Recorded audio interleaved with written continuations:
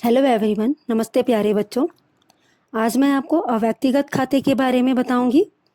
अव्यक्तिगत खाते जिसे impersonal account भी कहा जाता है। अव्यक्तिगत खातों से हमारा आशय उन खातों से होता है जो किसी भी व्यक्ति विशेष का प्रतिनिधित्व नहीं करते हैं एवं जिनका न किसी व्यक्ति से कोई संबंध होता है। इसका संबंध तो केवल व्यावसायिक क्रियाओं से होता है। अव्यक्तिगत खाते मुख्य रूप से दो प्रकार के होते हैं। पहला वास्तविक खाता, दूसरा अवास्तविक खाता। वास्तविक खाता जिसे इंग्लिश में रियल अकाउंट कहा जाता है। वास्तविक खाते को साधारण बोलचाल की भाषा में व्यापार खाता भी कहा जाता है, क्योंकि इस खाते में उन सभी व्यवहारों को लिखा जाता है या उन व्यवहारों का समावेश किया जाता है जो व्यवसाय के कार्य को करने के लिए उपयोग में लाई जाती हैं। क्योंकि व्यवहार का उद्देश्य धन तथा संपत्ति अर्जित करना होता है, इसलिए वास्तविक खाते का सीधा संबंध व्यवसाय की संपत्ति तथा धन से होता है। खातों को दो भागों में विभक्त किया जा सकता है। मूर्त खाते टेंजिबल अकाउंट, अमूर्त खाते इनटेंजिबल अकाउंट। मूर्त खाते या टेंजिबल अकाउंट। मूर्त खाते वास्तविक खातों का ही स्वरूप है। चूंकि वास्तविक खातों का संबंध व्यवसाय की संपत्ति और धन से होता है, इसलिए मूर्त खातों में व्यवसाय की उन सभी संपत्तियों तथा धन को समावेश किया जाता है जो व्यवसायिक क्रियाओं के होने से उत्पन्न होती है।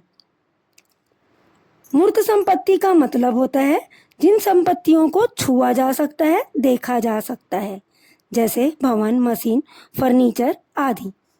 अमूर्त संपत्ति। अमूर्त खाते या जिन्हें इनटेंजिबल अकाउंट कहते हैं।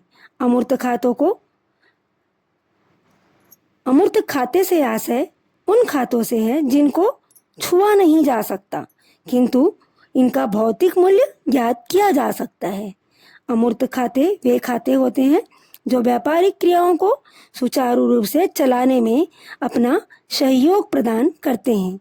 इन्हें छूकर उनकी उपस्थिति का पता नहीं लगाया जा सकता, बल्कि इन्हें केवल महसूस किया जा सकता है। अमूर्त खाते के उदाहरण हैं ख्याति, व्यापारिक चिन्ह जिन्हें हम ट्रेडमार्क कहते हैं, पेटेंट या एकाधिकार। इन खातों को लागू करने के लिए जो नियम है या गोल्डन रूल है, जैसे कि वस्तु, संपत्ति या राशि व्यापार में आने पर डेबिट किया जाता है, वस्तु, संपत्ति या राशि व्यापार से जाने पर क्रेडिट किया जाता है। बच्चों, अब लास्ट खाते हैं जिसे हम अवास्तविक खाता कहते हैं, जिसे नॉमिनल अकाउंट कहा जाता है। ऐसे खाते जिनका उपयोग केवल व्यवसाय में होने वाले आय, व्यय, लाभ, हानि आदि का लेखा करने के लिए किया जाता है, अवास्तविक खाते कहलाते हैं। इसके उदाहरण हैं किराया, मजदूरी, ब्याज, कमीशन, विज्ञापन, वेतन, हानि, दान, डूबा ऋण आदि। बच्चों, अब इन खातों के संबंध में जो नियम लागू होते हैं लेखांकन में, उसे मैं अपने अगले टॉपिक पर शेयर करूंगी। और अवास्तविक खाते के लिए जो नियम है, व्यय और हानि का लेखा डेबिट होता है, आय और लाभ का लेखा क्रेडिट किया जाता है। इन तीनों खातों पर जो नियम लगाए जाते हैं और जिन नियमों के आधार पर लेखांकन कार्य किए जाते हैं, वो अगले टॉपिक पर डिस्कस करेंगे।